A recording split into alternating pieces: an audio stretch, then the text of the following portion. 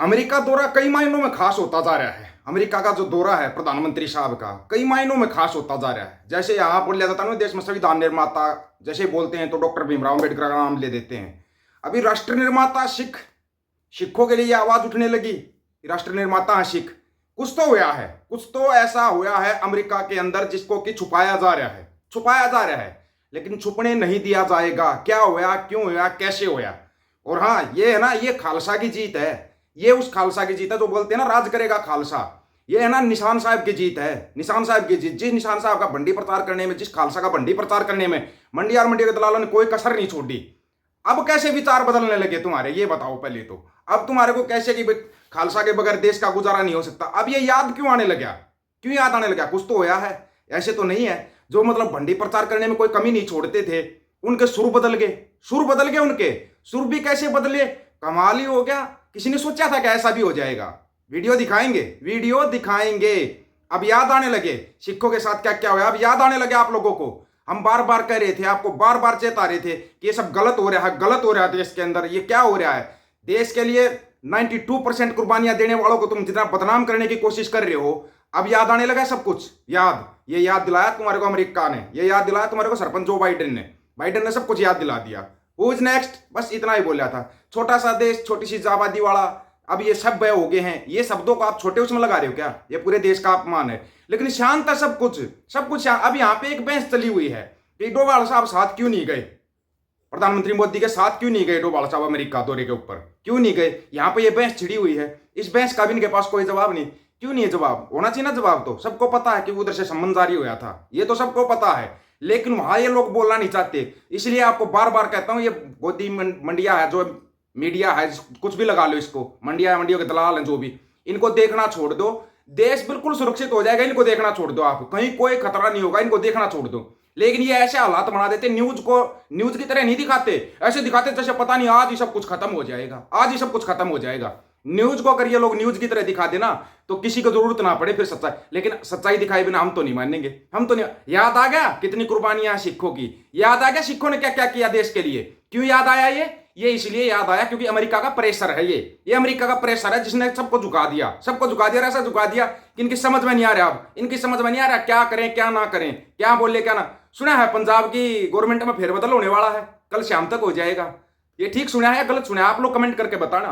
कल शाम तक मंत्री बदली हो रहे हैं पंजाब के। क्या हुआ? भगवंत मान कुछ बताएगा इसके बारे में या नहीं बताएगा? नए मंत्रियों को शामिल किया जा रहा है, पुराने मंत्रियों को हटाया जा रहा है। अच्छा चाल चलन नहीं है क्या उन मंत्रियों का? अच्छा चाल चलन खराब है या उन मंत्रियों ने कुछ ऐसा किया है जो पंजाब के अंदर जो तुम इतना गंद फैला रहे हो उसके ऊपर कंट्रोल कब होगा, कब कंट्रोल होगा? इसके भी सवालों के जवाब मिलेंगे आपको, इन सवालों के जवाब भी मिलेंगे।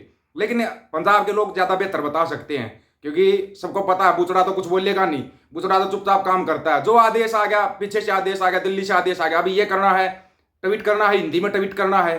क्यों माँ बोली पंजाबी को भूल गए क्या? हम भी पढ़ लेते हैं पंजाबी, धीरे धीरे कोशिश कर रहे हैं। कोशिश करने से क्या नहीं हो सकता। और हाँ, हरियाणा के अंदर तो पहले पंजाबी पढ़ाई जाती, रेगुलर पंजाबी पढ़ाई जाती थी हरियाणा के सरकारी स्कूलों में 86 के बाद, लेकिन सब कुछ बंद करना शुरू कर दिया। ये लोग जितनी आगे चल रहे हैं ना, उसे 4 कदम आगे चलना पड़ेगा आपको, 4 कदम आगे।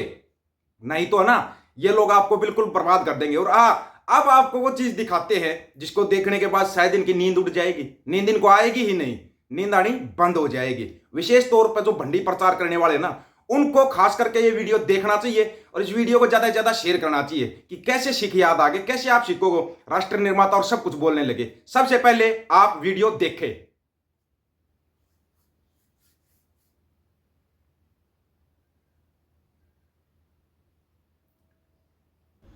वो किसके लोग थे, वो किसके समर्थक थे, वो किस पार्टी के लीडर थे जिन्होंने पश्चिम बंगाल में पगड़ी पहने हुए एक सिख ऑफिसर को खालिस्तानी बताया था? नरेंद्र मोदी के। वो कौन था जिसने 700 किसानों की शहादत जब अपना हक मांगते हुए हुई और अधिकतर उसमें से हमारे सिख भाई थे, कहा था मेरे लिए थोड़े ही मरे हैं? नरेंद्र मोदी ने। वो कौन था जिसने दिल्ली आ रहे किसानों के रास्ते खुदवा दिए, कीले गड़वा दी, सीमेंट की चट्टानें लगवा दी? नरेंद्र मोदी ने। वो कौन था जिसने हमारे सिख किसान भाइयों को उन्हीं के बेटों की लाठियों से पिटवाया था? नरेंद्र मोदी ने। वो कौन था जिसने हमारे सिख किसानों पर झूठे मुकदमे दायर किए, एनआईए के केसेस तक लगाए? नरेंद्र मोदी ने। वो किसके लोग थे जो हमारे सिख किसान भाइयों को आतंकी, मवाली, गुंडा, पाकिस्तानी, खालिस्तानी तक कहते थे? नरेंद्र मोदी के।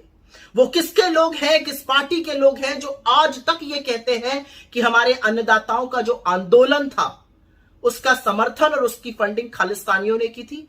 नरेंद्र मोदी के। वो कौन था जब पंजाब से वापस आया तो कहा मैं अपनी जान बचाकर सुरक्षित वापस आ गया हूं? नरेंद्र मोदी ने यह कहा था। क्या आपने 3.5 करोड़ पंजाबियों को अपनी जान का दुश्मन माना था? क्या आपने उनकी अस्मिता पर सवाल नहीं उठाया था?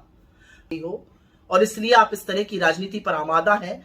आज भी वही कह रहे हैं और हमेशा कहेंगे कि हर धर्म, हर समुदाय, हर वर्ग को यह हक होना चाहिए कि वो अपने तौर तरीकों से, अपने हिसाब से, उनको स्वतंत्रता होनी चाहिए अपने पूजा पाठ करने की, अपने वस्त्र पहनने की, अपनी परंपराएं निभाने की, अपने प्रतीक चिन्हों को पहनने की। और यह बात इस देश का हर व्यक्ति समझता है, हमारे सिख समुदाय के लोग समझते हैं। आप कितने भी उनके बयानों को काट छाट कर प्रस्तुत करने की कोशिश करिए, तब गलत कहा था और वो बार बार ये बात कहेंगे क्योंकि इस देश में ये हक सबको मिलना चाहिए। आया कुछ समझ में क्यों इतना ज्यादा सिखों के ऊपर जोर दिया जा रहा है? किसी की समझ में आया ये अमेरिका का प्रेशर है या कहीं और का प्रेशर है? नाटो का प्रेशर मानोगे इसको या फिर यूके का प्रेशर मानोगे इसको? प्रेशर किस टाइप का मानोगे वो आपको समझना पड़ेगा, क्योंकि यूके के अंदर भी तो बड़ी पावर के ऊपर सिख ही बैठे हैं ना। वर्ल्ड बैंक सीईओ सिख है वर्ल्ड बैंक के सीईओ। मतलब कि आपको अब समझ में नहीं आएगा। ये है ना, आपको अब यहाँ पे एक चीज और समझनी पड़ेगी, एक चीज खास तौर पर समझनी पड़ेगी। जो 1947 के बाद भूल की थी, उस भूल में अपनी में सुधार करना पड़ेगा। सुधार अगर नहीं सुधार किया तो ये लोग सबको पता है फिर क्या करते हैं। अपना सुधार करना बहुत ही जरूरी है।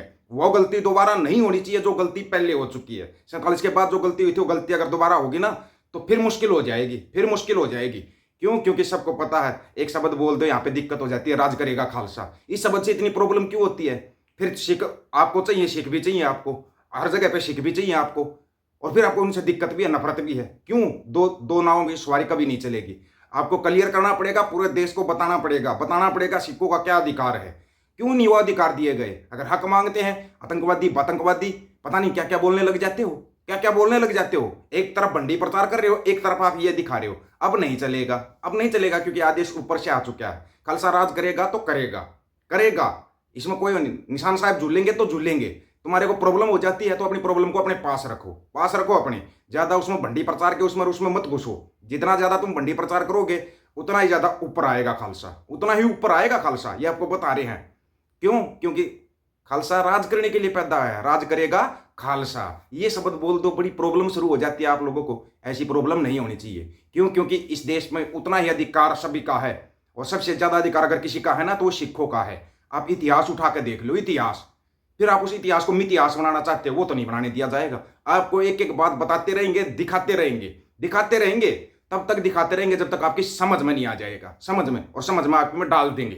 धीरे धीरे समझ में आ रहा है, लेकिन फिर भी कुछ एक है जिनकी समझ में नहीं आया है, उनकी भी समझ में आ जाएगा। वो समझ में हम डाल देंगे। जितनी छोटी समझदारी आप लोगों की हो चुकी है ना, उसके अंदर हम डाल देंगे, कोई दिक्कत नहीं है। और अगला जो वीडियो आ रहा है उसके बारे में तो आपको बाद में ही पता लगेगा। ये तो डायरेक्ट हो गया। आप लोगों की क्या राय इसके बारे में? अपनी राय रखना दोस्तों, आपकी राय का इंतजार रहेगा। सभी साथियों को राम राम, नमस्कार, आदाब, सत श्री अकाल।